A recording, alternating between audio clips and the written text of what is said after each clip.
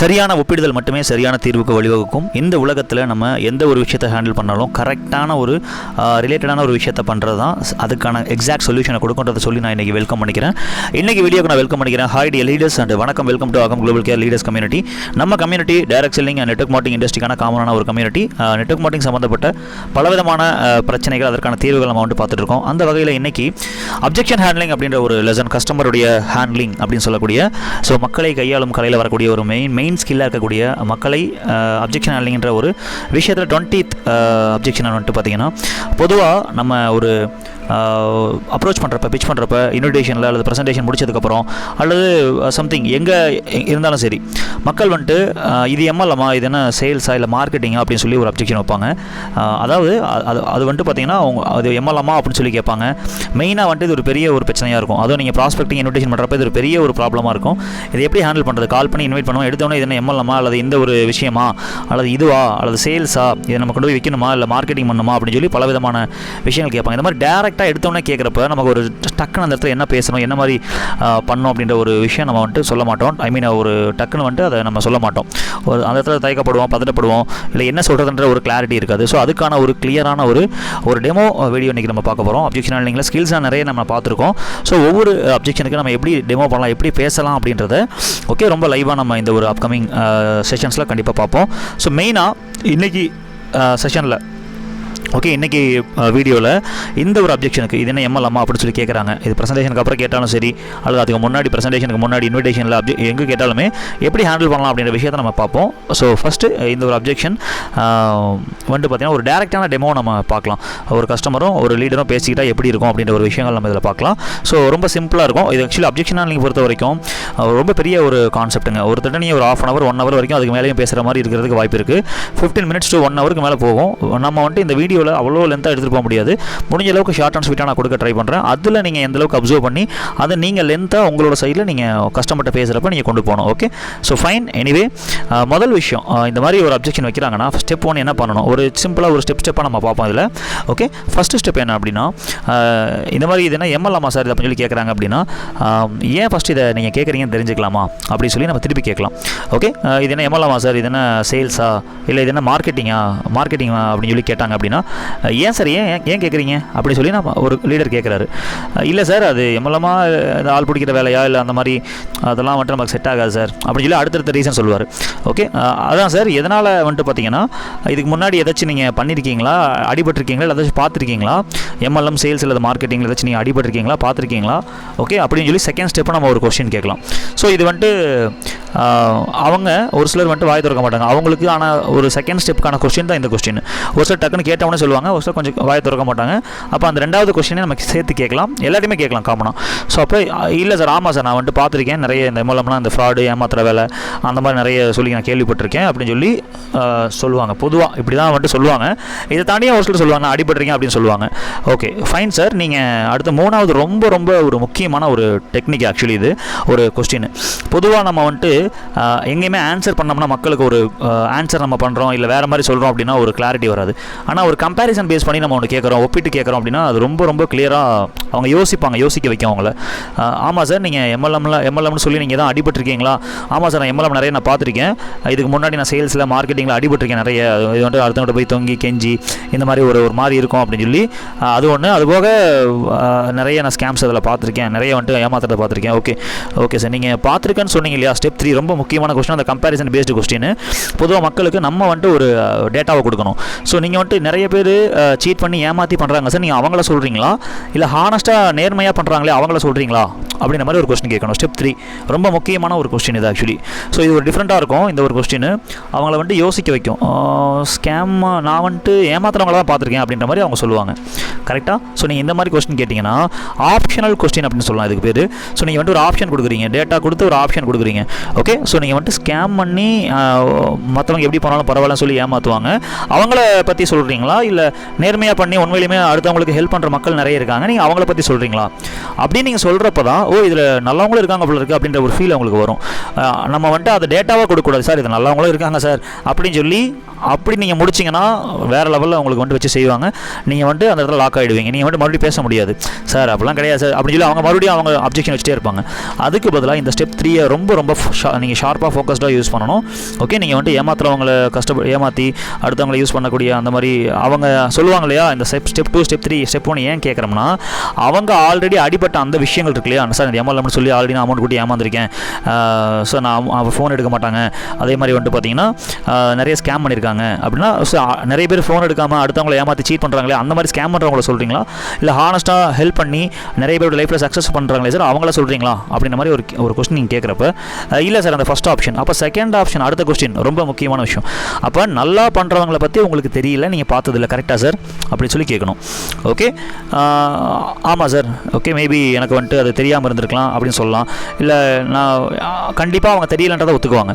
Okay, அவங்களுக்கு தெரியலன்றதை நீங்கள் தெரியப்படுத்துறதுக்காக நீங்கள் டேரெக்டாக உங்களுக்கு தெரியலன்னு சொன்னீங்கன்னா கண்டிப்பாக வந்துட்டு பார்த்தீங்கன்னா, இல்லை எனக்கு தெரியும் சார், அதெல்லாம் பார்த்துருக்கீங்க எல்லாருமே அப்படி தான் சார் அப்படின்னு சொல்லிட்டு போயிடுவாங்க. பட் ஆனால் இந்த மாதிரி ஒரு ஆப்ஷனல் ஸ்டெப் 3 யூஸ் பண்ணி அடுத்த ஸ்டெப்பை நீங்கள் யூஸ் பண்ணுறப்ப, அப்போ நல்லா பண்ணுறவங்களை பற்றி உங்களுக்கு தெரியல அப்படின்றத நான் சொல்கிறது கரெக்டாக சார், நல்லா பண்ணுறவங்க நீங்கள் பார்த்ததில்ல, உங்களுக்கு தெரியல, அது உண்மை தானே சார் அப்படின்னு சொல்லி கேட்கணும். ஓகே, ஆமாம் உண்மை தான் சார் அப்படின்னா, okay fine sir, fine. Okay, அடுத்த ஸ்டெப் 5. ஓகே, இப்போ அந்த நீங்கள் ஏமாந்தன்னு சொன்னீங்களே, அதில் என்னென்ன பிரச்சனை உங்களுக்கு இருந்துச்சு, என்னென்ன காரணம் அப்படின்னு தெரிஞ்சுக்கலாமா அப்படின்னு சொல்லி கேட்கணும். ஓகே, அப்ஜெக்ஷனால் நீங்கள் பொறுத்த வரைக்கும் நீங்கள் அவங்க மனசில் இருக்க விஷயங்களை வெளியெடுத்து அதுக்கான காரணத்தை கண்டுபிடிச்சா மட்டும்தான் சரியான தீர்வை கொடுக்க முடியும்.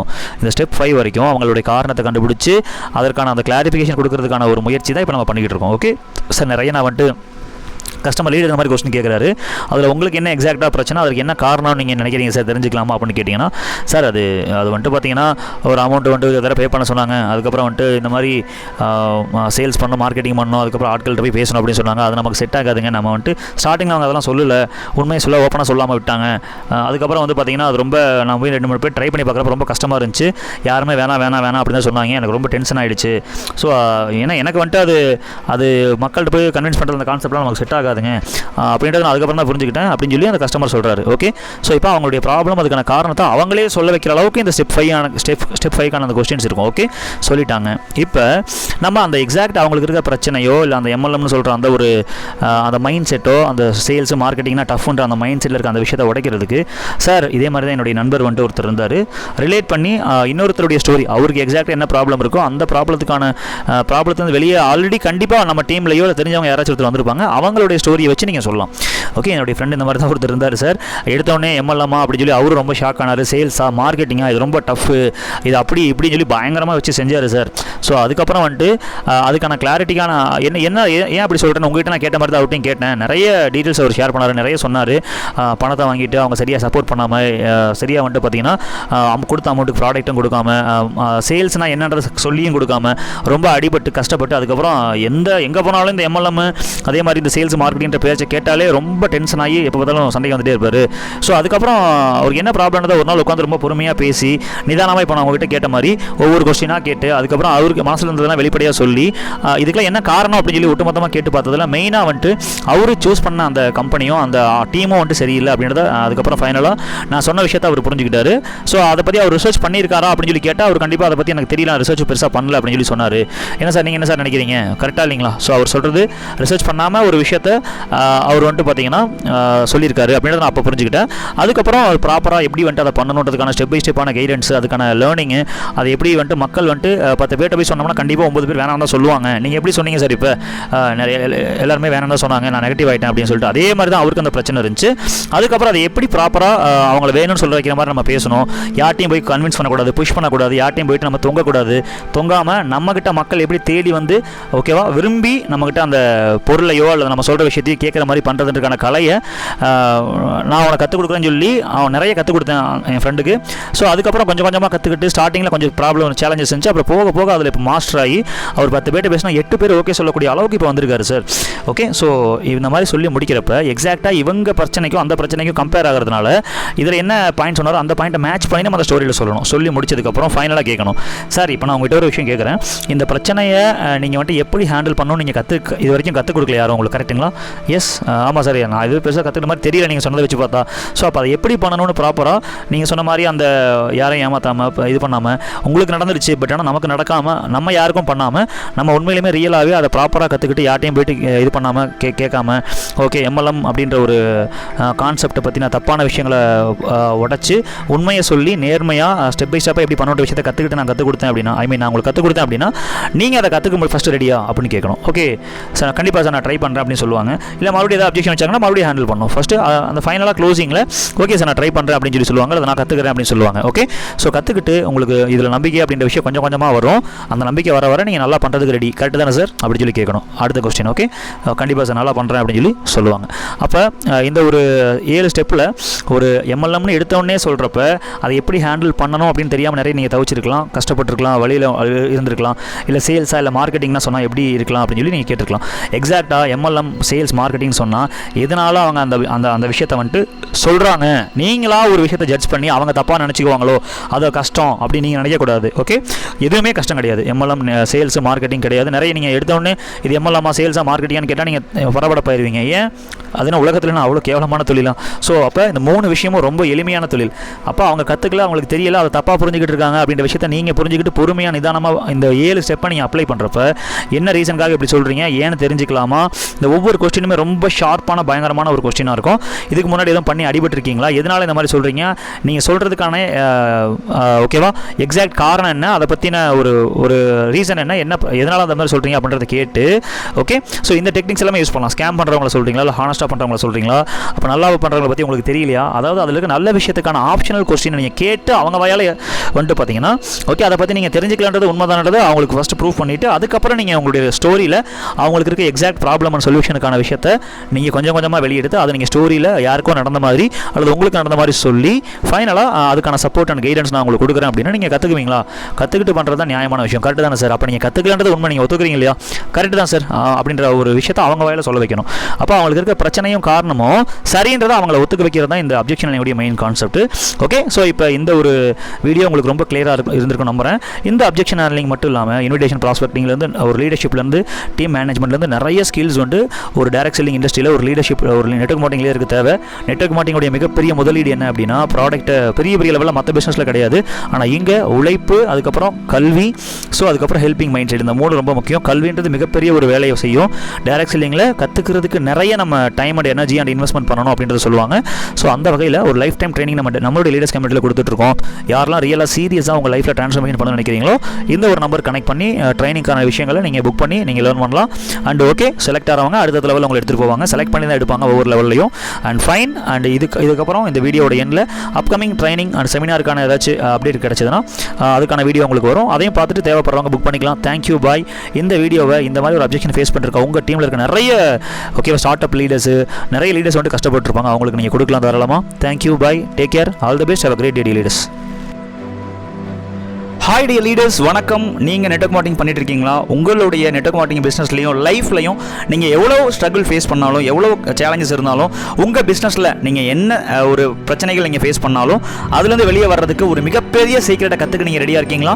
டைரக்ட் செல்லிங்குடைய த வெரி பிக்கஸ்ட் சீக்ரெட்னு சொல்லக்கூடிய ஓகே தெரியாத நபர்கிட்ட பேசி நம்பரை கலெக்ட் பண்ணக்கூடிய ஒரு ஃபீல்டு அண்ட் அதுக்கப்புறம் ஆன்லைன் அண்ட் டெலி, இந்த 3லையுமே வந்துட்டு பார்த்தீங்கன்னா ஓகே ஸோ ஃபீல்டில் மெயினாக ஒரு 1000 நம்பரை எப்படி நம்ம வந்துட்டு வாங்கலாம் அப்படின்ற ஒரு கலையும், அது கூட அப்ஜெக்ஷன் ஹேண்ட்லிங் அப்படின்னு சொல்லக்கூடிய எந்த கஸ்டமர் வேணான்னு சொன்னாலும் அவங்க நம்ம வேணும்னு சொல்ல வைக்கக்கூடிய கலையும், அது கூட நெட்வொர்க் மார்க்கெட்டிங்குடைய பேசிக்ஸான எல்லா ஸ்கில்லையும் கற்றுக்கிறதுக்கான ஒரு 1 டே செமினார் நம்மளுடைய அகம் லீடர்ஸ் கம்யூனிட்டியில் கமிங் 23/3/2025 கண்டக்ட் பண்ணுறாங்க. Morning 10 AM to evening 5 PM வரைக்கும். ஸோ இதுக்கான காஸ்ட் 499. அண்ட் யாரெல்லாம் ரியலாக நீடாக சீரியஸாக உங்கள் பிஸ்னஸ் டெவலப் பண்ண நினைக்கிறீங்களோ இந்த நம்பரில் நீங்கள் கனெக்ட் பண்ணி புக் பண்ணிக்கங்க. All the best.